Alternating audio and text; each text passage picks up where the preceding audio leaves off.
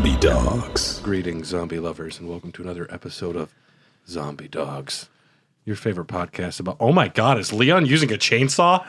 Yeah. Oh my goodness. My name is Brad, and today we're talking about Resident Evil. Who saw that coming? I'm still coming down off that little gun flip he did in that Resident Evil Requiem trailer. I'm excited for that game, and I thought it came out in March. Found out today it came out in February. Like 2 days before March. In 1 month, almost to the day. I'm excited. Yep. Yes, a little peek behind the curtain for listeners. It is January something or other, end of January. Yep. And so if you're listening to this in the main feed, the game is out. And you have already discovered that Leon is Grace's grandfather. He's that old at this point. He's that old, yeah. He's God. But he did get laid once. By who?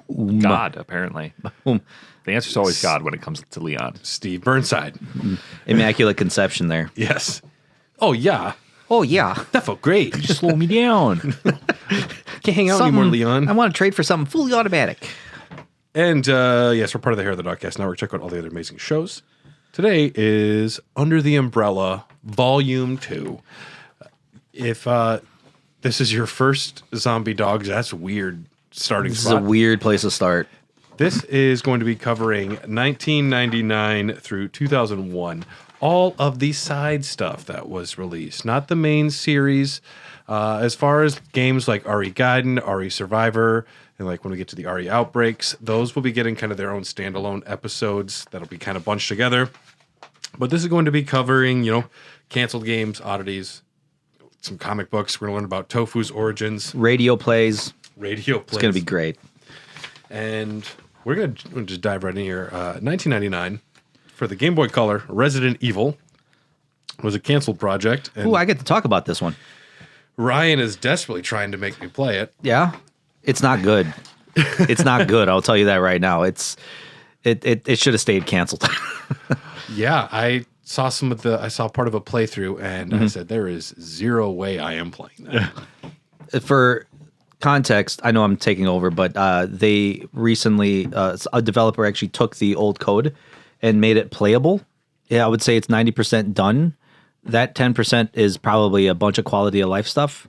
I downloaded this and I played this on my handheld retro emulator, the Resident Evil Game Boy Color canceled project, and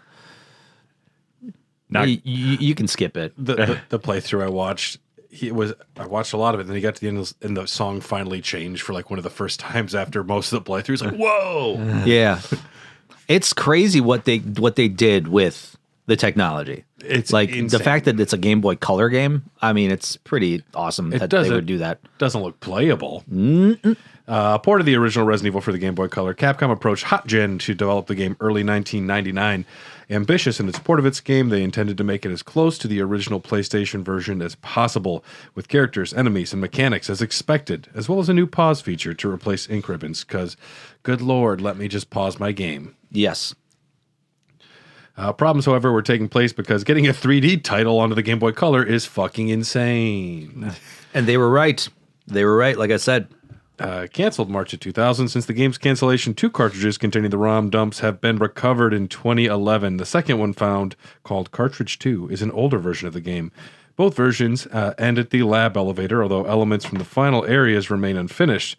Camera angles are mostly intact. It is crazy impressive, but like so I mentioned, 2025, games that weren't shared a version of the game at most complete state, around 98%. A couple cutscenes are unfinished, and some sprite colors are incorrect. I am happy to say I will never play this. Ambitious. That's if you ambitious. want to play it, I do have it. I have emulators, man. Okay, all right, cool. I mean, I appreciate it. yeah. This game goes to the top of a list I titled Games I Will Never Play. Yeah. It's way up there. Yeah. Games I will half-ass watch for a couple minutes on YouTube and realize that even is tough for me. The interesting thing about this game when I was playing it is when you leave from room to room, the zombies stay in the same spot. So if you say, this happened to me a couple times, it was like, oh, I should probably get away from this door. So I go back into the door I came from because there's a zombie approaching me. And all of a sudden you go back into that same room again. They are still there right in front of you. So I got locked a couple times from actually advancing because I spawn into the next room. The zombie's literally right there, and now I can't move or I can't shoot and I can't get out. Do the zombies sound like Pokemon? I don't know what Pokemon. No, like the Game Boy Pokemon. Okay. Yes, it was. It was kind of like that. That was an okay Pokemon. That was actually really good. Yeah. I have no context, so I believe you. All 150 Pokemon had different calls that were all just like little garbly 8-bit noises. Yeah, The music is what kind of cracks me up because you can kind of hear it. You're like, oh, okay, that's the mansion theme. But they retained all the old text, like, hey, I played as Chris's campaign, and all the same text in the opening scene of the mansion, and stay alert. I think it's probably the best version of the original Resident Are we putting this on the ranking list? Why not? Come on. Because we only main titles and Revelations the only ones. This is a main title. No. Last. Fine. Moving Okay, on. Fine. All right. Okay. So if you want to have your own ranking, you can. Okay, I'm putting it on last. my own ranking. I wouldn't be surprised if at the end of this I come up with my own ranking. Well, you should. should. You've I actually will. played all of them. Yeah, I probably will. Yeah. So anyway, 1999, we got Resident Evil 2 for the Tiger 99X. I love Tiger 99X. What the fuck is a Tiger 99X? I'm about to tell you what a Tiger 99X is. It's most well known for its low-end handheld electronic game systems with LCD screens. That was hot shit back then. Each unit contains a fixed image printed onto the handheld that could be seen through the screen. Static images then light up individually in front of the background that represent characters and objects similar to numbers on a calculator or digital clock. God, this sounds awful. 1998, Tiger released 99X games, a series of handhelds fitted with a dot matrix screen, allowing a wide variety of backgrounds and different gameplay for a single game. Although running a software program stored in ROM, those systems were dedicated consoles, so each system was its own console, so to speak. Two systems running the same game could be linked with the included cable to allow two players to challenge each other. Nifty. Hate your lives together. Yeah. Tiger had some interesting, some of the earlier ones, like the early 90s handhelds were something.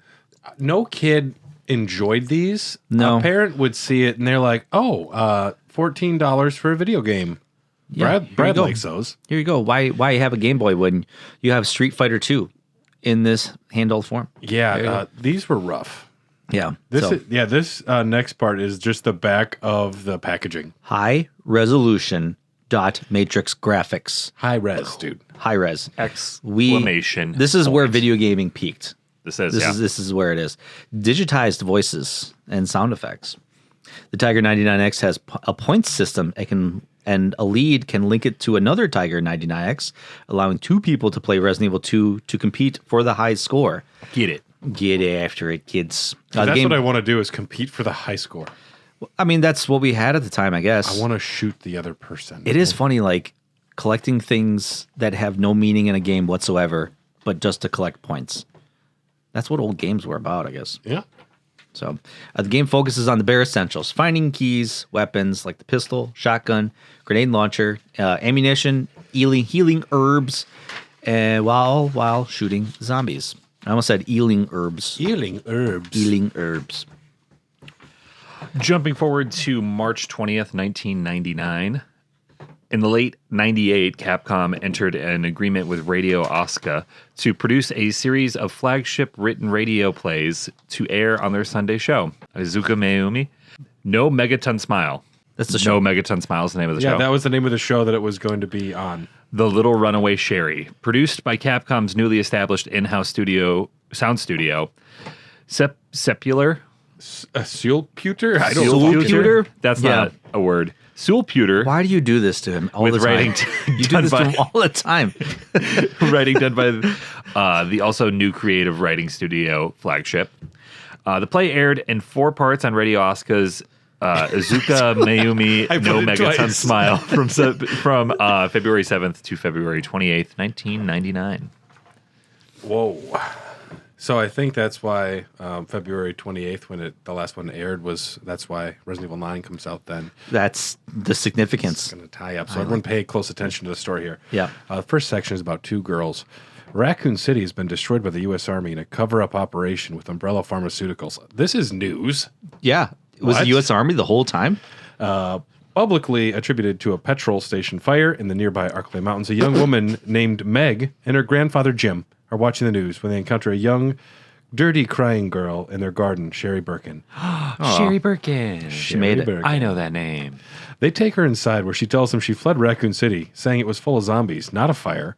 Suddenly, gunmen open fire on the house and kill Jim. Damn. At his command, Meg and Sherry flee in a car but are forced off the road and into a river by a helicopter. They don't want her to live. Waking up downstream, they venture into Raccoon Forest. Sherry recounts her escape with the help of a woman named Claire, but Meg, skeptical, believes it was all a nightmare. Okay, so Meg has been attacked. Jim's dead. Meg has been forced off the road by a helicopter, and she's still skeptical at this point. I don't know if it's a cover-up. I'm just wondering. Just last Thursday, I had the army try to bully me off the road, too. It's not like it happens rarely. And, I mean, we are in a different time right now. I was going to say 1998. Sounds like 2026. Maybe that's why she's not weirded out, because ICE is in town. She's like, that could have been anything. Right, yeah. Who knows? So Claire leaves. She's like, "Hey, Leon, you got Sherry, right?" And Leon's like, "Yeah, I got her. Yeah, sure." And then all of a sudden, Leon finds out he doesn't have Sherry, and then he leaves, leaving Sherry alone in a garden. He says, "Go to the gas station. Go inside the gas station and get something." I'm gonna to eat. come He right. just drives away. I'll wait here in the parking lot. I'm going to go get milk. They find an empty house with bloodstains on the wall and are then stopped by Sheriff Allen from the nearby Stoneville. Allen Meg's just like, that's grape jelly. That could be ketchup. It could be anything. Allen takes them back to Meg's house to investigate Jim's death. He finds evidence of weapons, fire, but no body, leading him to consider Sherry's claims about zombies due to similar reports from other townspeople. They shot him in the head. He probably is just outside walking it off. Yeah. Sherry, you're crazy. He stabbed himself 2 times in the back and threw himself off a bridge. Suicide. So Raccoon City again. In the early morning, Lewis arrives at his father's drugstore, noting community-wide sleep troubles and recent disappearances, including homeowner Steve. Mayor Finch. Is this the same Steve? Not No? Burnside. Okay. All right. Yes, too bad. That would have said... I'm having sleep problems. It was said legendary badass Steve instead of homeowner. Okay, all right. Steve wouldn't own a home. He would just slow him down. I just live on the road. Mortgage. What's a mortgage? I'm 12. How old is he? He's like 15, right? 16? No, I think he was 17 in the game. Hung like a 30-year-old. Yeah, he knows what he's doing. He knows what he's got. Okay, so Mayor Finch arrives, seemingly stressed and concerned about the optics for the town's potential umbrella factory deal. Finch, Allen, and Deputy Guy. That's his name. Not just Deputy Guy. Some That's, deputy. not Deputy Guy. Hi, I'm Deputy Guy. I'm Deputy Guy. What's your first name? That's my first name, Deputy Guy. Guy is my first name. Man's my last name. I'm Deputy Guy Man. Deputy Guy Man discussed the situation at the sheriff's office. Sherry and Meg join them, and Alan attempts to ensure their safety. Sherry tearfully confirms her parents are dead. Alan and Guy decide to keep the girls safe and investigate Raccoon City themselves. It's a nuclear fallout, man. Anyway, Alan drives Meg toward Raccoon City, but is stopped at a military checkpoint. Denied entry, Alan hypothesizes a cover-up and takes a mountain road detour. Inside the city, they witness soldiers in hazmat suits. Overhearing radio chatter about the T-virus and seeing special forces incinerate zombies, Alan realizes the city fell to the epidemic and was intentionally burned. Meg is still not convinced. Meg not convinced. We just don't know all the facts. Yeah, right? I bet Meg is a flat earther. Let's be honest. Yeah. Yeah. Meg. Their patrol car is attacked by an umbrella helicopter. After a high-speed chase and crash, Alan orders Meg to flee into the forest while he distracts the attackers. Meg still unsure of what she's seeing. Meanwhile, Mayor Finch receives a call from Umbrella who wants Sherry. We would like Sherry. Why? Because he makes a deal to hand her over in exchange for a local factory. I'll give you the girl, but we need you to make a business here. Well, yeah, just give us a factory. We want textiles, importing, exporting. Our coffee shop is dying. Back in Stoneville, Guy tries to comfort an anxious Sherry who worries for Meg and Alan. Lost in the forest, Meg is surrounded by the sounds of numerous zombies, her final wail ending the segment. Oh my God. Oh, dear. How are we going to find out what happens? Meg, cornered by zombies, still skeptical as she looks them dead in the eye. I don't believe this. She's cornered by zombies in the forest, but is saved when Deputy Guy Oh, and look, Sherry homeless arrive. people. Sorry. More liberal woke media. Deputy Guy shoots the creatures as more zombies are sighted coming up on him. Sheriff Allen realizes the town of Stoneville is in danger and calls an emergency town meeting. Guys, I know this looks bad. Let's go to the town hall and just talk about it. We need to cool our jets a little bit. I want everybody to get in here and convince Meg that she's not crazy. Meg. It's important. We can't do anything until you're on board. During the meeting, Alan proposes the townsfolk either arm themselves or evacuate. Mayor Finch objects, prioritizing a deal with the Umbrella Corporation for a new factory, which requires silence about the incident. Oh, sons of bitches. I don't think I would want them in my town if I was you. Alan points out that Umbrella created the T-virus, and Finch, in return, reveals that Sherry is the daughter of Dr. William Birkin, the T-virus researcher. This revelation shocks and angers the townspeople. This is like Obi-Wan Kenobi. Do you think they mean Ben Kenobi? They're the same people? Wait, Sherry Birkin is William Birkin's family member? Guy drives This off. leads me to believe that Dr. William Birkin is actually very famous across a lot of people. So, I mean, Well, this one guy is obsessed with Umbrella. Yeah, I that's guess, true. yeah. Guy drives off to get police reinforcements, but encounters a mass of giant fucking rats and a Cerberus, which is just a zombie dog. But Zombie still, dogs. they're cooler when you call them Cerberi. Yeah. On the highway, and he's attacked by rats and a big-ass dog. Not Deputy Guy. Oh, no, he's man, my favorite man. He's my guy friend. Back at the sheriff's department, the townspeople turn on Sherry with Finch labeling. She is a child. Yeah, right. You are a child of the devil. Devil, yeah. I hate you, Spawn. Which is actually what they call her. They call her Child of the Devil. Damn. Meg defends Sherry. Meg's coming around. All right, she's seeing the writing on the wall. Still a dumb No, she's like, bitch, Sherry but was she's coming confused, but around. she is a child. Of the devil we don't know. I don't have the facts. I'm not sure about religion yet either. But the crowd it keeps getting angry. Alan fires his gun into the air to restore order and fails because you know what? In a lot of movies that works where it's like everybody's like popping off and then one guy just fires his gun and everybody stops. If you're not reading the temperature of the room, though, it might make things a lot worse. Yeah. Yeah. I would love to see a scene where somebody shoots a gun in the air and someone just turns around like, could you fucking not? I'm right here. Shoot I that have outside. I have high blood pressure and that scared the Jesus out of me. Oh, My Atlanta. So he fires his gun in the air to restore order, but he fails. Meg and Sherry are forced to barricade themselves in his office. Inside the office, while Sherry sleeps, how can you sleep at a time like this? Yeah. Meg shares her difficult past, revealing she was abandoned by her mother and abused by her father. Meanwhile, at his home, Mayor Finch receives a final call from Umbrella, who suddenly tells him Sherry is no longer needed. Confused, he investigates a noise outside his door, only to be grabbed and bitten by an infected man. Not Guy, man. good luck with your deal, Mayor. Could be dude Finch. guy. Now, as the morning breaks, Alan, Meg, and Sherry find Stoneville in chaos and full of zombies. The U.S. military, now fully involved, fires a napalm missile, burning the town to cover up the T-virus outbreak. What's Jesus another Christ. town lit on fire? Let's keep it going. Again, we'll do Two it for two. We'll do it again. Burning the town. Alan identifies the same Umbrella helicopters from the Raccoon City incident. I recognize T946743. Could have been any helicopters, maybe, I don't know. The group witnesses special forces executing both zombies and town people. Forced to stay hidden, they head for a sawmill. Meg and Sherry make it through a fence, but Alan is initially left behind. Once inside the garage, Meg finds the keys in a truck. Umbrella agents arrive seeking Sherry. Alan returns in time to shoot an agent and save her. The agents destroy their truck with a grenade, forcing the trio to flee on foot toward a lumber yard. All great video game locations, sawmills, lumber yards. Yep. A lot of possibilities. Are we going to go into the sewers soon? Is that how they're going to escape the city? If they go to a fucking factory, I'm actually going to quit reading. At the river, or a lab. Factories and labs, enough of them. Yeah, that's true. At the river, the group decides to escape on timber rafts. Let's fucking go, Hey, dude. there we go. Oregon yeah. Trail, baby. How about they go into barrels, too, and Ford the escape the river. elves? Like, let's do it. Alan reveals he was bitten and chooses to stay behind to prevent it from spreading. Not Alan. I know. I loved Alan. Oh, I love really that. grew Yeah. attached to his character in the last Yeah. 5 minutes.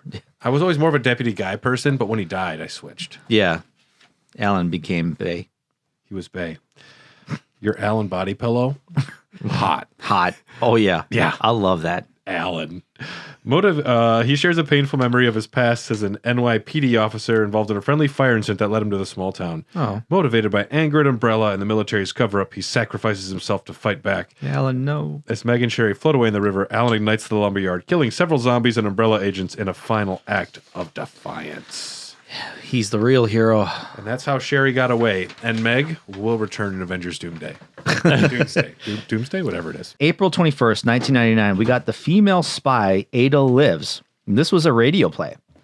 So this was part of the same deal as the last audio drama. This 4-part series took place after the previous Sherry Birkin story. So it starts with the French troops dispatch on October 5th, 1998. A 4-man French Air Force combat helicopter crew is dispatched. What is this zombie bullshit? These zombies, Raccoon City. Je ne comprends pas. What is zombie? The southwestern village of Loa in response to viral outbreak that killed all 1,200 citizens. I was eating a crepe. Baguette. Where? My name... You didn't bring baguettes? Chocolate bleu. Chocolate bleu. Who is this? Major Jacob. Omelette du fromage. Santé. That's all I know. All right. That was for our French listeners. So Yeah, welcome. Je m'appelle Major Jacob. The team begins Operation RE2 Tiger by firing napalm canisters at the village. Private First Class Philippe sees a woman in a red battle suit with a handgun running into the church, causing Gaston to hold his fire on the third canister. Gaston's going to womanize the shit out of her. He's like, oh, Anybody named Gaston? I know this guy. I love me a woman in red dresses. It's actually pronounced Gaston. Gaston? Hi, I'm Gaston. People call me Gas. The helicopter lands in the square to investigate. As the church roof catches fire, Jacob identifies the woman as 143A and finds her unconscious under the rubble. A house collapses onto the helicopter, destroying it How did the and house stranding collapse onto the the team helicopter? on the ground. It's a very tall house, I guess. Yes. Moving through the forest, the team questions the woman who refuses to answer their questions. A strange moaning sound approaches, and Joël moves closer to investigate, discovering the people with rotten flesh. Jacob shouts for Joël to run and identifies them as zombies. I don't know if you guys have- Les zombies. Les zombies. Les zombies.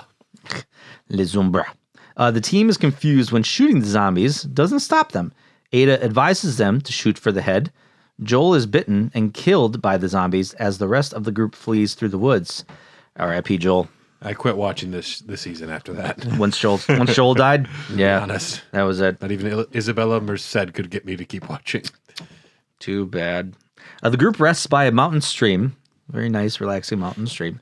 Jacob reveals confidential information. 10 days prior, Raccoon City was destroyed by an outbreak of the T-virus. I don't know if you guys heard of this. Sounds vaguely familiar. My friend Yeah. Meg was saying it's a joke. Yeah, it's a big cover up. Yeah. Another propaganda by that woke media. Yep. Mutagenic virus from Umbrella Pharmaceuticals and Loa fell 5 days later. He notes that Ada Wong was also in Raccoon City, and her appearance in France coincided with the outbreak, a claim Ada denies. Who's really telling the truth here? She's actually never told the truth once. Yeah, even that's a lie. Yeah. Philippe uses the radio to contact headquarters, but gets no reply. He eventually reaches a young woman named Christine from a country police department near Aries or Arles. Arles. Sure. Yeah. She suggests they go to Henri's castle to use the phone. While she tries to contact the military, the team reaches the castle, finds bloodstains everywhere, and is locked inside when the door slams shut. Locked in the seemingly abandoned Earl Henry's castle, near the infected Loa village, the remaining All French the letters Air are Force, silent. All of the letters. The French Air Force personnel and Ada Wong used their radio to contact the women at the Lisieux village police station. They learned that the castle is considered haunted after a former count went mad and killed his staff 5 years ago. That was just 5 years ago. I love this shit. Now, when More like cunt. yeah, look, it's Cunt Dracula. Count Dracula. Now, like when Resident Evil can properly mix like the virus and zombies into a horror thing, I Yes. love that in Code Veronica. They're like there's something screaming in the basement. We don't know what it is. No Sratu. Like anytime that it becomes a true like ghost horror story because people don't understand what's happening, awesome. Yeah. And the castle just lends itself to being haunted anyway. Yeah. All castles are haunted. I'm super sad that George Lucas wanted to do an Indiana Jones movie that was just Indiana Jones in the haunted castle. And it would have been like a lot of zany pulling on like candlesticks. And there's a little bit of that with Sean Connery. He wanted to do a whole movie about a haunted castle, which would have been so bad and fun. Oh, would have been better than Kingdom of the Crystal Skull, I bet. I didn't mind it. Okay. While the men get the castle blueprints from the police contact, Jacob and Gaston leave to investigate the castle, leaving Philippe to guard Ada. They hear a gunshot and screaming. Philippe and Ada rush out to find Gaston savaged. Oh. He's been completely savaged. and Taken destroyed. advantage of. Yeah. They're confronted by a Cerberus. Ada dispatches it, but more appear. The policewoman calls on the radio again and guides them to hide in the basement, where they barricade a door and look for an exit, because all exits are in the basement. Perfect place must go to hide. The basement? Inglourious Bastards, what do you say? We're in a fucking basement. Yeah. There's one way out. It's a fucking basement. They eventually reach a saloon where... Oh, wait. What? Yeah. They eventually reach a saloon. That is the next line. So Now, at some point, I could not put the entire radio play in these outlines. There will be some... a lot of skipping. Use your imagination. Yeah. They got outside. Look, They got outside. they've actually found the exit, and they eventually reached the saloon. Or maybe it's like in a Wisconsin house, and there is a saloon in the basement. Yeah. I mean, with could like be, a yeah. bunch of taxidermy on the wall and stuff. Yep. So they reached the taxidermy saloon, where Ada notices unsettling details like a half-drunk cup of tea, suggesting the building is not abandoned. The policewoman, Countess is a policewoman? She's a countess? No, Countess Christine Henry Yeah, is a policewoman? I guess so. She can have a job. She's a countess. That is her job. What a twist. I don't know what a countess does to make money, but I guess being a police officer. I Like think the you're just- female version of counting. You're just kind of... You inherit it. So, wait, there's count and cunt. Like Count Dracula, he just has property, which I think having enough property, you just get taxes on the property. You just kind of You just fall pay into property it. tax. Well, they pay you property tax Oh, shit. back that's then. I want to be a count. So Count Christine appears in person. She reveals that she is an umbrella executive who only pretended to be with the Damn police it, Christine. to lure them into the castle. Damn it. I got you right where I want you. That's what she says. Oui, oui. It is pronounced Countess. Countess Christine. Christine disarms them and explains that she ordered Hunk There he is. to recover samples from Dr. William Birkin in Raccoon City, and that Hunk's team was attacked at the Loire. I want you to say it Loa. differently every time. I don't know if you could say I'm here it for the it. same. to the Lori village. I'm going to read everything phonetically from now on.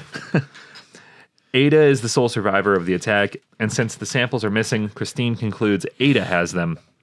Ada's like, I don't know what you're talking about. So Christine goes, She comes back with, nuh-uh. and Christine goes, and decides to kill them both, starting with Philippe to force Ada to confess, because I'm sure Ada has some sort of plot armor here. Yeah. So she starts off with killing Philippe. The next section is titled Leon. Oh boy. Jacob interrupts Christine's interrogation by shooting at her. That'll do it. Yeah. Christine, believing Jacob is working with her under an agreement between Umbrella and the French military, is confused. Umbrella is just working with a lot of militaries. Yeah. Deep pockets.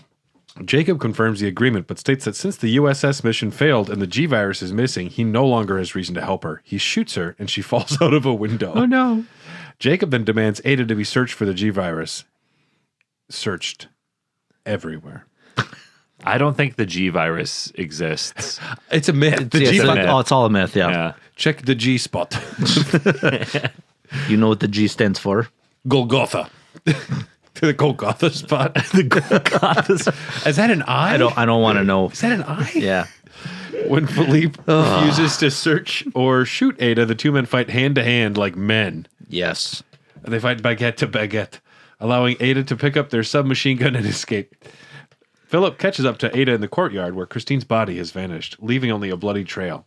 Following the trail, they realize they are on a massive elevator leading to an underground complex, as you do in Resident Evil games. Mm-hmm. This elevator alone, millions of dollars. This would take 8 months, 10 months. It's not an easy job. No. Yeah. There's a lot of massive A elevators. A lot of union- moving parts. Yeah. A lot of union labor. One of the best things of Better Call Saul is when they make the fucking underground lab and they actually show how stupidly tough one of those things are. Mm-hmm. Everyone in Resident Evil games should watch that season. Sorry. Ada recognized the lab as an exact replica of the Nest facility in Raccoon City. Also, they don't really change the plans that often, I guess. You stick with what works. I wonder if the Nest is kind of similar to the movie Nest. Because they call that the Nest too, right? The Hive. That's the Hive. The Hive, yeah. Christine's voice comes over the speakers, revealing that the Loire factory was the original site for Birkin's G-Virus research. What? She unleashes zombies, her former co-workers, in an attempt to force Ada to hand over the virus. But Ada and Philippe flee into a hallway. Both Jacob and Christine are heard over the speakers, demanding the G-Virus.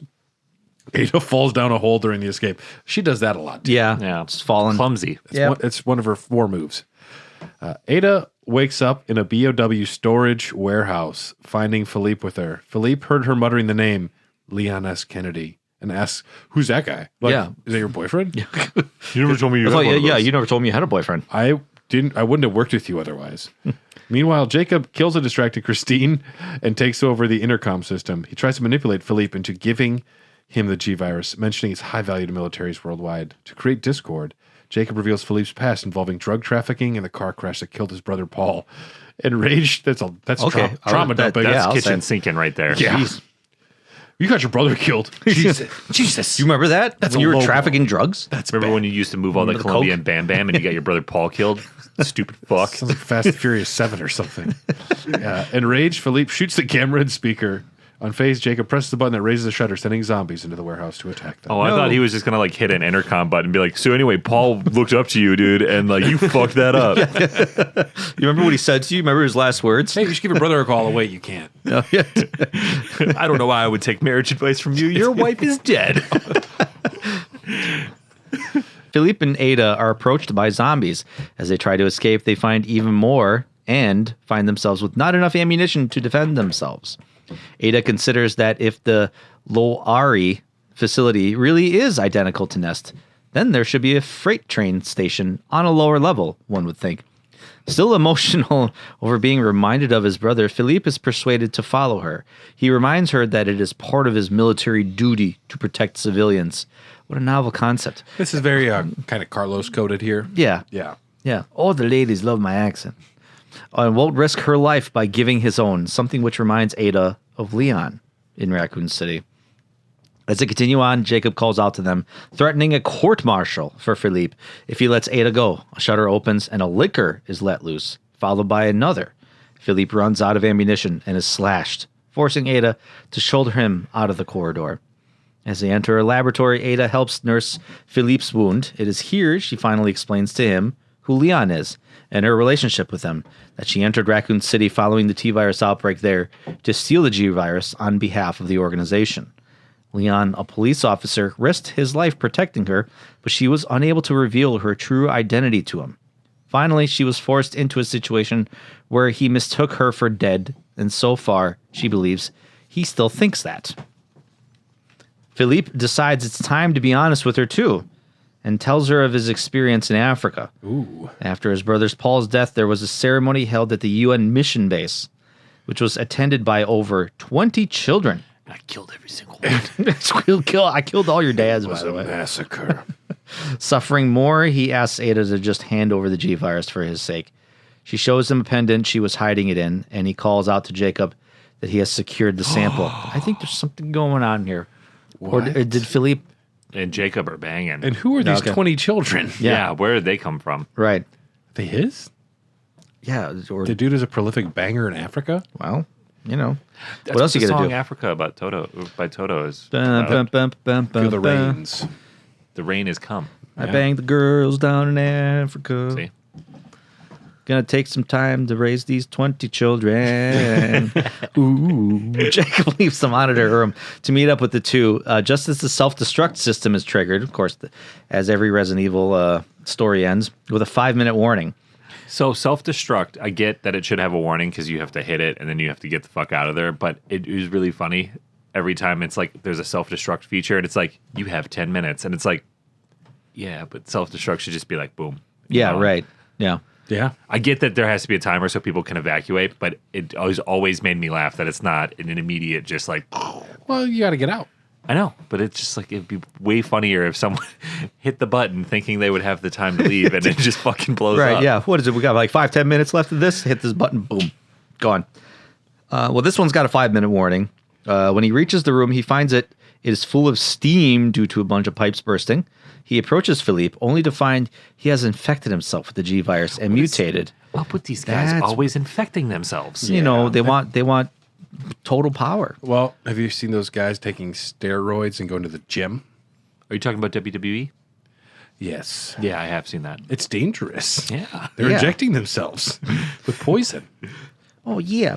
So he did this to deny the virus to anyone. The two are subsequently killed when the facility explodes, with the sole survivor being Ada, R.I.P. Philippe, who managed to escape on the train as she and Philippe originally intended. My goodness.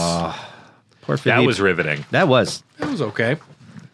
I do like that the comics are usually just 2 or 3 different video games slapped together into one rambling story. That was just a nice Resident Evil 4 with French dudes. Yeah, I can dig it. Yeah. September 22nd, 1999, Resident Evil 3 releases. We know this. Stars. Yep. In September of 99, Biohazard 3 Last Escape, a comic, is released. A series of Hong Kong manhua. I just realized that you... Should I spell out phonetically all of the words Yeah. for you?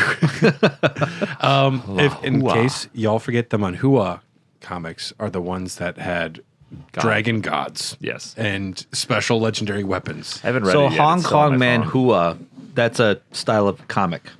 Yep. It's just a Chinese language comic, and I think that they are allowed to do anything they want with these. Okay. The story begins just before Raccoon City collapses, with the T-virus spreading rapidly and Umbrella deploying experimental BOWs under the guise of containment. Jill Valentine, still haunted by the Spencer Mansion incident, fights to survive as civilians are attacked and zombies rise in the streets. Brad Vickers, trying to reach her, is mortally wounded, while Umbrella helicopters release hunters, mutant animals, and the Sniper Tyrant, a prototype designed to learn from its targets, especially STARS members. So there's a sniper tyrant on the roof that's just like 500 meters. 3 clicks. Stars. 3 clicks. Jill first encounters the tyrant in the street, injuring his right eye and forcing it to But withdraw. that's what he sees out of. It's not a Making- sniper tyrant anymore. I have to use my non-dominant eye now. God, this is weird. Making its initial adaptive behavior, she flees into the overrun RPD, navigating halls filled with bodies and ambushed by Hunter Beta, highlighting Umbrella's deliberate use of BOWs to eliminate resistance. So yeah, you can see this is kind of a merging Resident Evil 3. Underground, Carlos Oliveira survives alone in the sewers, confronting mutated creatures and discovering a hidden Umbrella sublab with tyrant embryos. That sounds cute. Yeah. Little babies. G-Virus experiments and a mutated Birkin. He narrowly escapes the battle between Birkin and a T-103 tyrant. His name is John Cena. Umbrella escalates its BOW deployment, and the Sniper Tyrant relentlessly pursues Jill. Evolving with each encounter, during near-death moments, it experiences Boxer family flashbacks, recalling past Tyrant prototypes, sparring, and tests overseen by Umbrella, revealing its iterative design, advanced intelligence, and a singular drive to hunt Jill. We all have that similar drive. Yeah. Jill. I enjoy hunting Jill too, I guess. Skirt.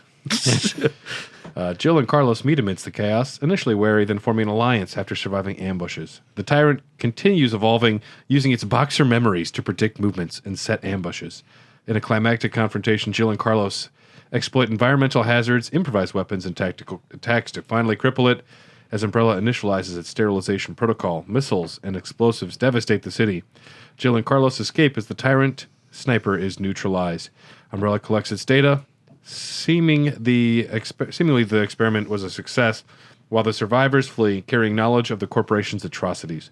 The story closes with the threat of future bioweapons and the Tyrant's legacy looming over the world. So mostly Resident Evil 3, but the Sniper Tyrant was a boxer, and that's fun. So this isn't canon, right? No. Okay. All right. No. Just curious. like the idea of a sniper tyrant, though. Yeah, that is kind of cool. They should have different classifications. Yeah. I'm the Gatling gun tyrant. There should be like a bard tyrant, you know, maybe an archer tyrant, Stars. you know, with a little ukulele. I think that's cute. Yeah. I'm the Turn this into a D&D game. the tyrant that's I'm on obsessed with something here. knives.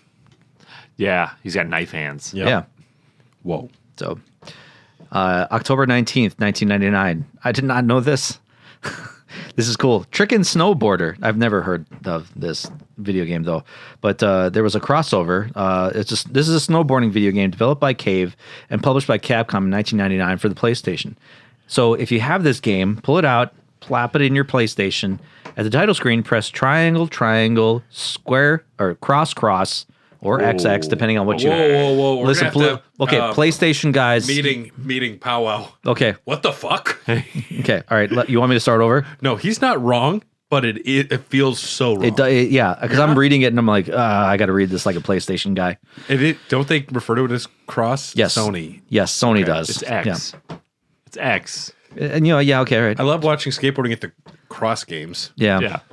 Okay, so at the title screen, press triangle, XX, square, circle to play as Leon, Claire, or a zombie cop. I think every extreme sports game should have you be able to play as a zombie cop. I think so too.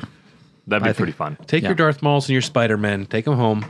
I want to play as zombie cop. Yep. I don't want to play as Bam Margera. I want to play as zombie cop. Better days. Yep. 1999, November 21st. SNK versus Capcom Card Fighters Clash. Oh, we remember playing this. Collaboration. Wow. That was almost going to be the focus of this podcast instead of We were gonna Resident open up Evil. with Would have this. been Yeah. SNK versus Capcom Card Fighters dogs. Developed by SNK and initially released on November 21st, 1999 for Neo Geo Pocket Color, it is the first game in the Card Fighters series and the first in the SNK versus Capcom series as a whole. Character cards for Leon, Claire, Zombie, and Jill.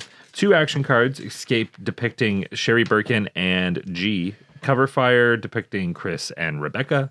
There is also a card fighter based on Shinji Mikami. Which is fun. Yeah. Let him He get gets in a the card. fun. Yeah. Get him in this. Get him in here. Now, January 7th, 2000, Resident Evil Survivor releases. We'll be covering that at a later episode. February 3rd, 2000, Code Veronica releases, and Men and Women Rejoice. There was briefly no war in the world when Steve Burnside was shown to the world. Yeah. Peaceful put, times. People put their guns down, and they started wanking and rubbing to that boy. I don't know if I can say that. Camouflage pants became popular again. And little choker necklaces. Yep. People freaked the fuck out. 2000, we got the Biohazard Code Veronica comic now. This is another manhwa series. Chinese language comic published in Hong Kong. English translation did make it to the States later. The story overall is the same as the game, with a more muscular design for the Bandersnatches, a Claire that shouts a lot more, and very little backtracking. I didn't even make a note of it because it is almost just Code Veronica. Except with more muscular Bandersnatches. Yes. My fucking nightmare. Yes. So in 2000, we got some Bioroid Year Zero. This was a stage play. It's a Japanese stage play based on the Resident Evil franchise, a musical horror comedy. You know, some lighthearted comedy. I would love to go to the bar, get 3 or 4 beers with you guys, and then go see a Resident Evil stage horror comedy. That sounds delightful. Oh yeah. I'd pay money for this. You can see some of this on YouTube. There's just like a commercial for it. It shows like 20 seconds of a guy with like 20 zombies on stage attacking him. Were they just like dancing in front of him? They're like, they're not really dancing. They're like trying to get him, but they don't show a lot of the actual play, unfortunately. Okay. All right. So this is a musical horror comedy focusing on the zombified civilians' point of view. The play was performed by the Super Eccentric Theater in a number of locations around Japan in the summer of 2000. So the plot revolves around a biohazard has engulfed Raccoon City, turning the citizens there into ferocious zombies. A similar outbreak also takes place in Bio City, a top secret research community, and is dealt with by the military who seal the outpost. In the 9 years following the incident, the zombie residents have begun climbing out of the ruins. Tyler, can you read this next part for me? Yep. I'm not even going to look ahead. All right.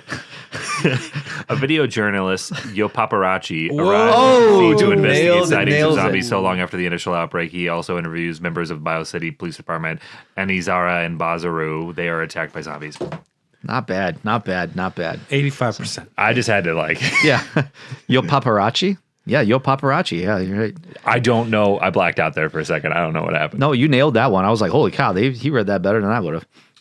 This video journalist arrives at the scene to investigate sightings of zombies. After the initial outbreak, he interviews members of the Biocity Police Department, Ana Riaza and Barozu. They are attacked by the zombies. Yo Paparazzi escapes into the woods where he finds a girl who was able to teach zombies how to speak and who was responsible for the initial accident as a child when breaking a beaker when playing in the lab. That little... She taught them to speak. I taught them to sing. Yo Paparazzi is a dope-ass name, too. Right, yeah. It sounds like an Italian opera singer. Yeah. Yo Paparazzi. Hey. Yo paparazzi, I am a zombie. Moving on to June 2000, we get Biohazard 3 Supplemental Edition, which is a comic. The second of 2 Hong Kong comic tie-ins to RE3 Nemesis. The first was a retelling of the actual story, The Last Escape. This one takes a couple of liberties, however. I put a winky face there. Yeah. Because this China's one, we got Resident Evil at home. This one, strap yourselves in. In the aftermath of Raccoon City's destruction on October 1st, 1998, a mysterious white-haired man named Leo wanders the ruins, accompanied by a sentient tofu creature named Tofu. That is right, Tofu is in the comics. Tofu's canon. While roaming the sewers, Tofu is bitten by a female zombie but survives. A sudden blast destroys the zombie. Meanwhile, Claire, Leon, and Sherry travel far from the city. Ada, alive and recovering in a distant apartment, recalls her recent encounters in Umbrella's underground lab, specifically her meeting with Leo, as he confronted the Annihilator, a hybrid monster created both from the T and G viruses. Tofu is ultimately killed by this creature. No. Wait, so there's Leo and Leon now? Just when I got attached. Yeah. That won't get confusing. That's not going to be confusing. This episode has a lot of ups and downs. Don't worry. You get attached to these characters and they just It'll be fine. okay. It'll be fine. Okay. Don't worry. You can make another Tofu. You can? It just occurred to me. Occurred. Yeah, I get it. Yeah. I'm sorry. God, you were waiting all day to use that one. Born in 1945 to farm laborers, Leo eventually joined Umbrella, but became disillusioned after discovering his work supported bioweapons. Degraded to a prisoner, he spiraled into madness, at one point attempting to transplant a puppy's spinal cord into a giant tofu block to create a living weapon. Let's go. Everyone's like, what is tofu? It's a puppy's spinal cord. Umbrella executed his loved ones and chained him away, leaving him to die. These scientists gotta be stopped. They fucked a fly, and now be- they put a puppy's spinal cord into a big old block of food. Yeah, and they're like, you guys need to stop. and they're still like flat earthers out there trying to say science isn't real. So someone's got to come in and be like, guys, have we gone too far? This puppy's missing its spinal cord, Leo. Is that tofu alive? Where's my lunch? Where's my tofu block? Leo. Damn it, Leo. I like that dog. When Raccoon City collapses during the outbreak, Leo escapes with his sentient tofu creation. Let's go. He soon dude. encounters a massive monster that identifies itself, perhaps only in his mind, as the Annihilator, a T/G virus hybrid. It becomes loyal to him like a trained dog. Damn. Interesting. Shit's wild, dude. From here, we're going to move on to Ada versus the Annihilator, which is a video I watched on Pornhub the other day. Yeah, you did. Searching the ruined underground lab. You watched 2 minutes of it. Yeah. You can skip the whole beginning Feature part. film, surprisingly.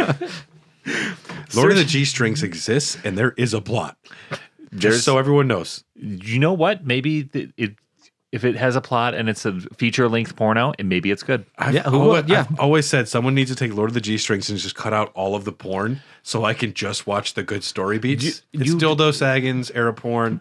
Gandalf is a very horny old drunk man. I told you that when we were in college, I downloaded a shit ton of porn, and I cut out all of the porn, and I put all the story beats together, and then I went to a party, and I played it. That's kind of cool. Without telling people that I was doing it. And then somebody just looked up, and they're like, did someone put porn on? And like this girl is unzipping this guy's pants, and right before his dick's about to flop out, it just cuts to the next scene. I cut out all the porn. It was hilarious. It was like it just kept going. You were probably the life of the party there. That's a great. Who made That's this? a great gag. Yeah, I like that. And then I had all the good parts cut out already, so then I just made that into a compilation. Genius. Yeah. Trailblazer back in the day. Yeah. Searching the ruined underground lab for the G virus, Ada Wong runs directly into the Annihilator. Seeing his opportunity, Leo orders the creature to capture her. Ada fights effectively, but the monster repeatedly regenerates.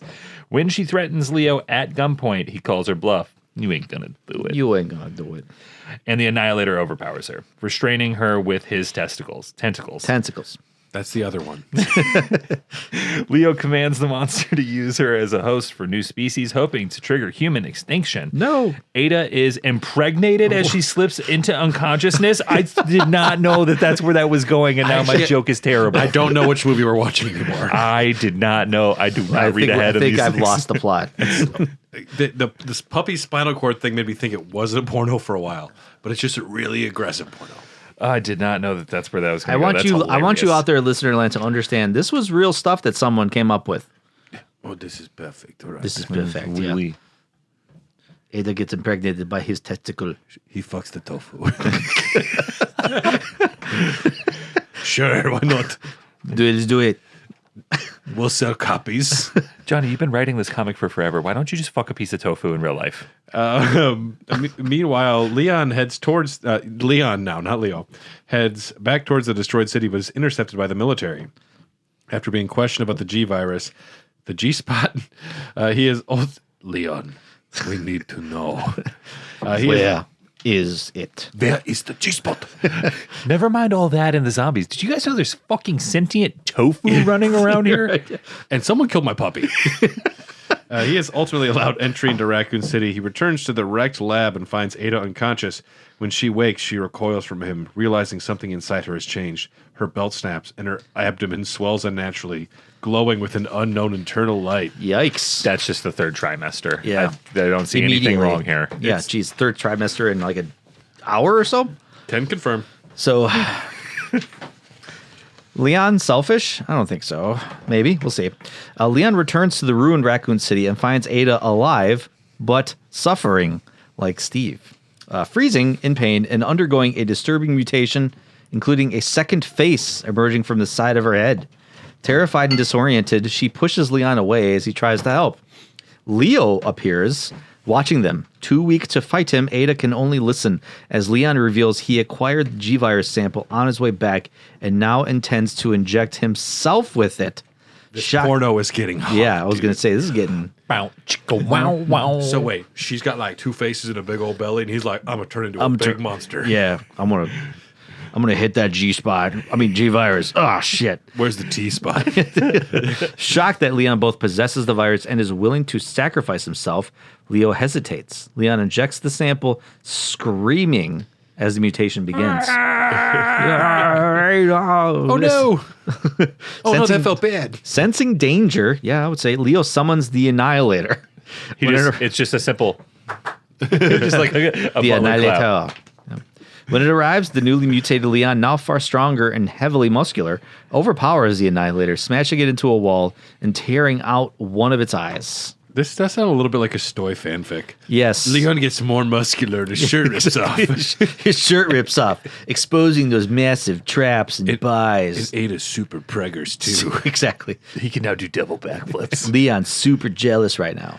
Meanwhile, Claire is witnessing Raccoon City's destruction. Determined to continue searching for her missing brother Chris, she now has Sherry in her care.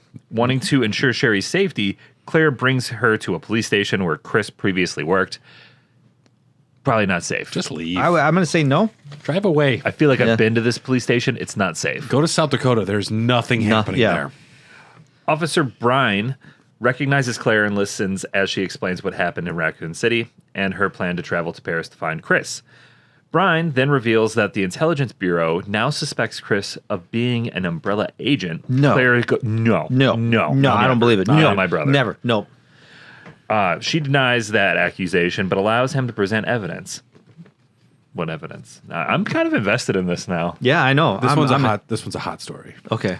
He shows surveillance footage of Jill hiding in Chris's home and claims Jill, Barry, and Hunk It's got everything. are also under Mr. suspicion due to their ties to Wesker and the destruction of Umbrella's lab, actions that supposedly eliminated evidence. Brian argues that Chris's disappearance after the city's fall makes him more suspicious, but Claire insists her brother is in Europe, investigating Umbrella and just trying to find himself. Yeah, you know? right? Yeah. Like a big major life change, and he's in He's just kind of Bruges. traveling. Yeah. He just Leave went him to alone. Bruges. He's just backpacking in Switzerland. He's in a hostel. He met some people. Yeah, he's just living his best life. Brian agrees to let her go, secretly intending to use her to lure and arrest Chris. That son of As a she bitch. prepares to depart, Claire sadly says goodbye to a withdrawn, traumatized Sherry, apologizing for having to leave her behind. She runs off to Meg, and she has her own adventures. Yeah.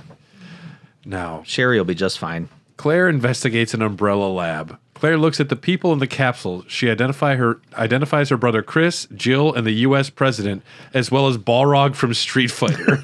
Because why not? Confirmed, Street Fighter is in Resident Evil. Now we have to do all the Street Fighter games. Damn it. Yeah. All right. Looking further, Claire encounters herself in one of the capsules. Wait, so one of the clones is George W. Bush? The U.S. president at the time. 2000. Fool me once. Yep. Now watch this drive. Mission accomplished. The clone of herself is mere days old, evident by it being provided with the clothes Claire wore in Raccoon City. The clone is suddenly destroyed in the capsule. She confronts Umbrella in the next issue. At this point, plot summaries are nowhere online. Even with the power of Google AI, I could not get anything. I'll tell you what I was able to see from the pictures, but I couldn't get translations. Leon is in his underwear, fighting various monsters for a couple of pages. And it's not translated. Okay. His Tell me more. We don't know. Tell me more. These are things we don't know what's Okay. happening. All right. I'm just going to fill in the blanks. then. All hope seems lost for Leon. Tofu arrives and spots a cloud of tasteless haze. I got that translated. Oh, that's the worst. Ada pilots a mech and saves the team. Tofu is returning and is very Chinese, and I couldn't get any other translation other than, Hell yeah, Tofu. Let's go. okay, so there's clones of Balrog. Leon gets down to his underoos, fights everyone. Ada's piloting a mech? Tofu shows up and Ada pilots a mech. Yeah. I'm very sad. I was so invested in the translation. I'm like, we need more. Mm-hmm. But that's all we got. No, we got more. Marvel vs. Capcom 2. That's all we got for that story. Well, of course, yeah. Came out on June 29th, 2000. Marvel vs. Capcom 2 New Age of Heroes. Jill appears as a playable character. She wears her costume from the original Resident Evil and is voiced by her Resident Evil 3 voice actress, Catherine Disher. She can use a number of weapons and enemies from Resident Evil, which is really cool.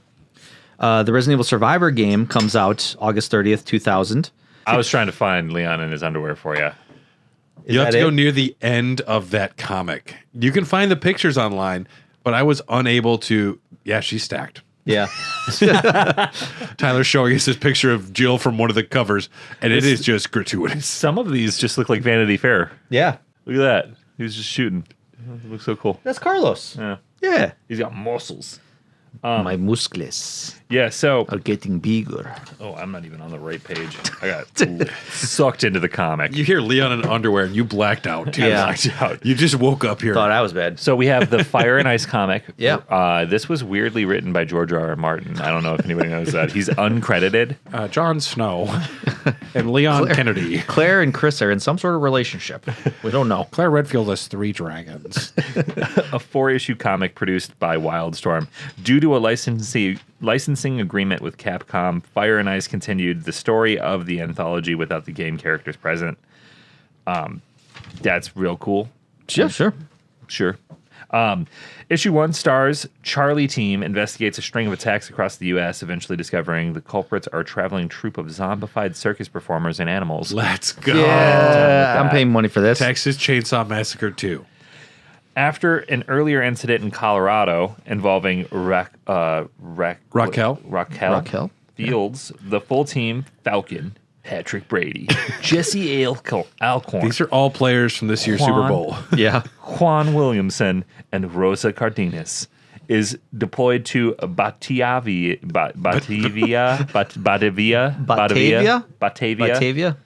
Nebraska, where there are about 30 It's zombies. the most random ass. There is no Batavia in Nebraska. I promise you. Did you Google it? Even Batavia. Nebraskans don't know how to pronounce that. I think it would be Batavia. I'd say Batavia. Batavia? Where about 30 zombies are. There's a Batavia in Illinois, Ohio, and in Wisconsin, actually. No shit. Yeah, but not in Nebraska. Well, not anymore because 30 zombies fucked that whole town up, apparently. Now, each member's background is briefly explored through narration. Patrick, he's a survivor of the Raccoon City Zoo, now has a lingering sensitivity to G creatures after a life-saving procedure.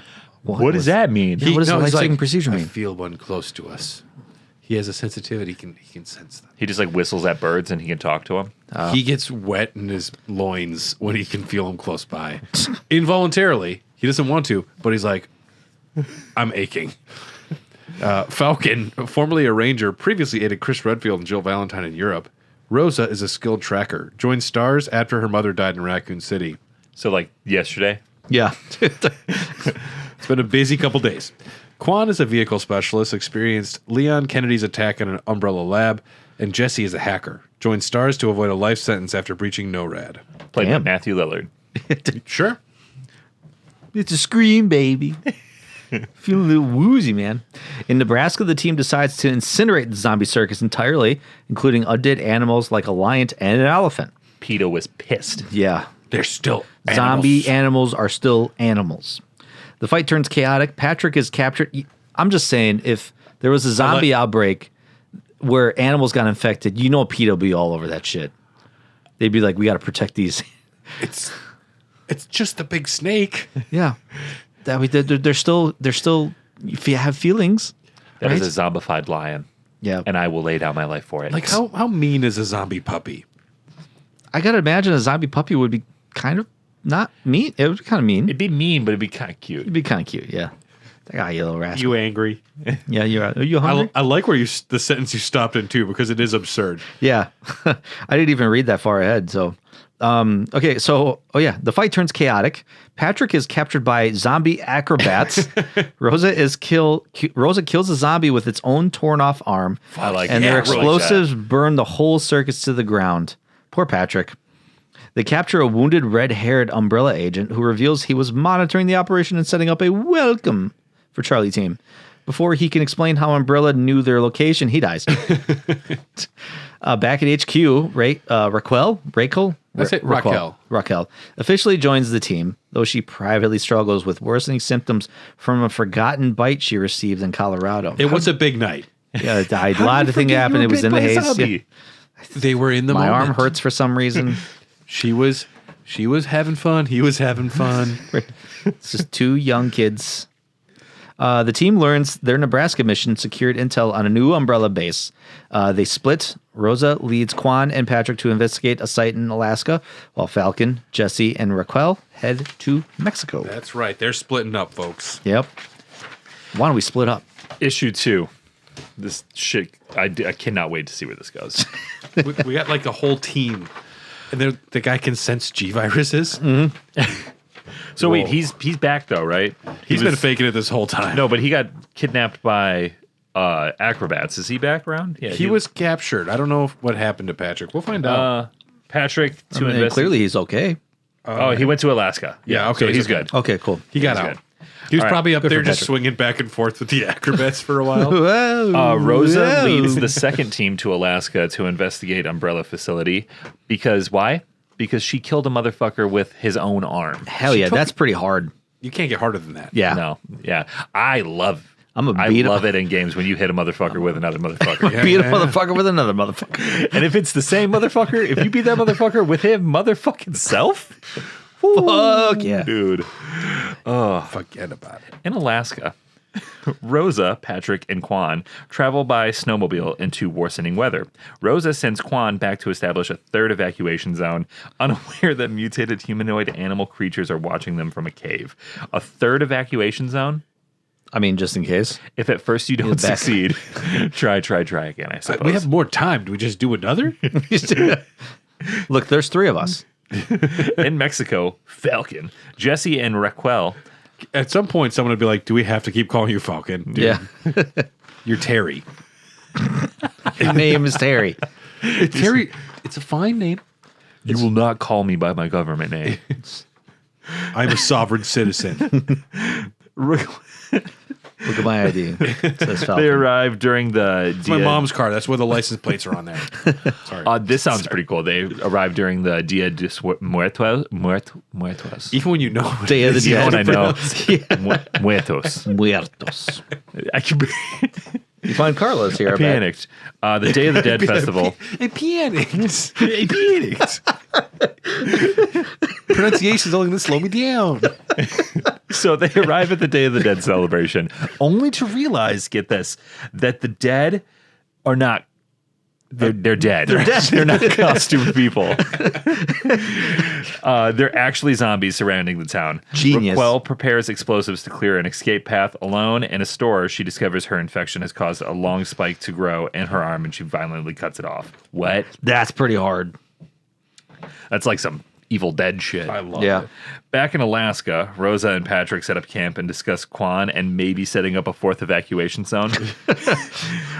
Quan obviously has a crush on Rosa, apparently. Yeah. Their conversation is interrupted when 5 mutated humanoid creatures, a wolf, a bear, a walrus, a penguin, and an orca appear. I think we're getting the Mega Man crossover we've always wanted here. Yes. Wolfman, Bearman, Walrus Man. Rosa and Patrick scramble for weapons as the beasts attack.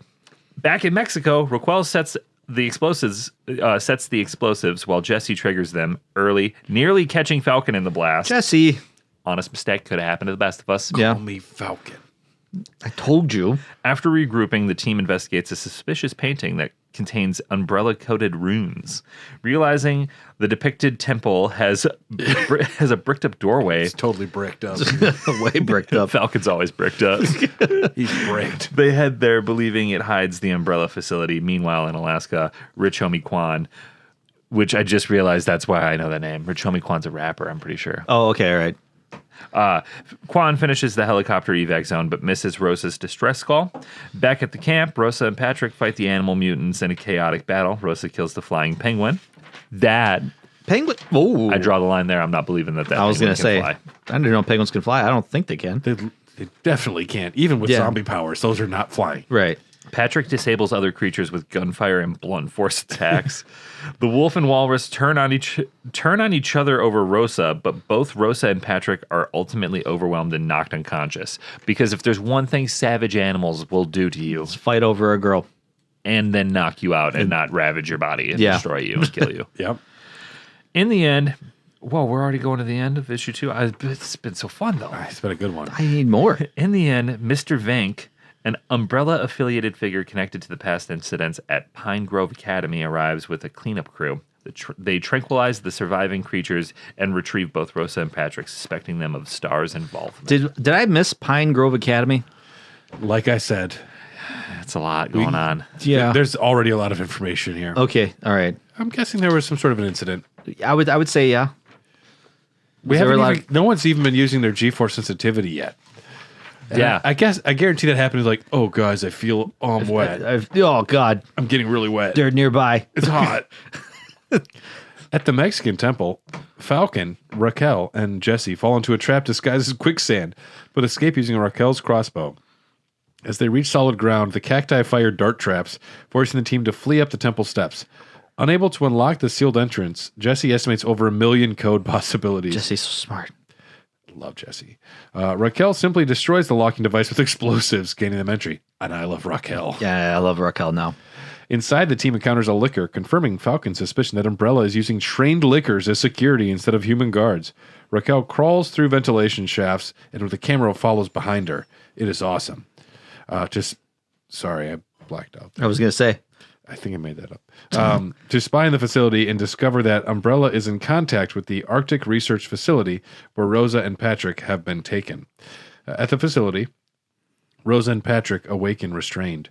Dr. Whitlam, a senior Umbrella and scientist, reveals his latest bioweapon, the X-Virus, designed to enhance combat ability far beyond the T-Virus and G-Virus. Is this X virus gonna give it to me? It's actually the Cross Virus. The cross virus? Oh, Forgot. Yeah. Forgot. Cross gonna give it to you. Cross. I got all the issues on my phone now. Oh, God. It looks pretty cool. Yeah. Tell us what you're seeing. I'm seeing Quan Williamson, an Australian. What does Quan look like, actually? He looks like this. He's got like goggles on, like space goggles, and a okay. headband. He's got a band. Yeah. He is an Australian of Thai descent, and he's chopping a clown zombie's face in half. Oh, you fucking cunt. And take this zombie. I think he says a racial slur at some point, and how's about having it well done then? And then he lights a guy on fire. This sounds okay. How's about having it well done then? I feel like I'm doing a disservice by just writing outlines. I feel like we almost have to read them. I'm gonna read this because that looks really cool. It actually looks really cool. That would be an interesting episode if we just did a full elephant rereading. on fire. No, PETA. It was already dead. It was, yeah, I suppose it was undead. Whitlam intends to convert them to X-virus-powered BOWs. Quan, arriving at the abandoned camp outside, overhears this explanation through Patrick's drop transmitter. Back in Mexico, Raquel updates Falcon and Jesse in the Alaska situation, urging that they finish the mission quickly. They storm the lab using gas grenades, allowing Jesse to gather data on the X-virus and a possible antidote. But the facility's self-destruct is triggered. Jesse is when that happens, you know you're near the end of the story. Yeah. Jesse is blamed. They are forced to flee. A tyrant appears, nearly killing them, but Falcon destroys it with a headshot. It was that easy this whole time. Only for it to reemerge from the exploding temple. Oh, it got me. Rosa arrives with a rocket launcher and obliterates the tyrant for good. And you know that is for good then. Yep. That's what makes it easy. So, how do you follow that up? Cold shower. I guess. In 2001, we got the Zombie Shooting Gallery. It was a shockwave browser game developed by Capcom USA to advertise the then upcoming PS2 game version of Code Veronica, using different guns and shoot zombie cutouts. Simple, harmless. I guess that was the thing back then. We're talking browser games even. Yep. We're sorry, folks. That was all we had back then. April 28th, 2001, we have Biohazard 4D Executor. It's a 3D film. Why is it called Biohazard 4D? Don't know. A 3D film created by Capcom, only released in Japan, runtime of 18 minutes. Yeah. That's 18 not going to the best minutes of your It life. is not going to be qualifying for any Oscars. That's not long enough. It is in my eyes. Well, you know what this movie is. It's one of those movies you go to like an amusement park. And they blast air in your face. Yeah. Or like this, And they shake your seat. Yeah, if I would have just read for another second, previously shown in Space World and currently shown in the Mosaic Garden, the film is aided by 3D effects such as moving chairs and real blood. I watched this whole thing. Is It it is some horrible. Is it on YouTube? Yes, it's got some horrible animation. Really? It looks really, really bad. The plot is squad of UBCS led by Klaus is sent into Raccoon City to locate Dr. Cameron, a scientist Umbrella wants recovered. Tracking her signal to a warehouse, the team is attacked by a monster that kills one mercenary before being destroyed. Yet its mutating virus survives and transfers itself to other creatures through a cockroach host. As the squad continues searching, the virus repeatedly jumps from animal to animal, rat, crow, creating new hybrids that stalk the team. Following Cameron's signal into the sewers, Klaus discovers only her abandoned equipment. Roger, another squad member, reveals that the warehouse creature was Cameron herself, and the mission was really about retrieving her research data. Enraged that the team was sacrificed under false pretenses, Klaus prepares to leave, only for the mutated crow to kill Ed, their lookout. God damn it, I loved Ed. I know. I was really in on Ed. I thought he was going to be the hero of the story. He's top 5 all time. Yeah. It's up there somewhere near Steve. Yeah. Somewhere. The virus, now having infected Ed's body, mutates him into a powerful monster that slaughters Norman and chases Klaus through the sewers. Klaus escapes topside only to run into a swarm of zombies and the pursuing creature. Roger crashes their Humvee into the monster, allowing Klaus to finish it off with the vehicle's machine gun. They flee the city. Later, Klaus awakens to find Roger strangely quiet. He notices a cockroach crawl into Roger's ear moments before tentacles burst from Roger's chest. Yeah. Revealing he has been infected and absorbed. Roger's body then transforms, exposing a second face, Dr. Cameron's. Oh, my God. Okay. Cameron explains that she has survived by transferring her consciousness and virus from host to host. The mercenaries were perfect guinea pigs, and she has no intention of letting Umbrella reclaim her research. She kills Klaus with her tentacles, declaring, "Umbrella, I won't hand over my research to you." I imagine that's not what she sounds like, but... And that's what we have. July 5th, 2001, Resident Evil Survivor 2 comes out. These Under the Umbrella episodes, they're very weird and hard to predict. They are my favorites. Honestly, I think I'm in on a lot of this stuff, yeah. Seeing how good that comic looks, it does look really good. The artwork looks super sick. Yeah. I'm curious. I want the translation of the Chinese one where Leon's in his underwear. There's a clone of Balrog, and Ada's in a mech. Okay, we're going to take all the Patreon money. We're going to travel to China. We're going to find this comic somewhere. It's got to be there somewhere. I was trying to force multiple different AI translators through it, and they're like, "We're so tired, boss. I'm tired, boss. We don't know what we're doing here.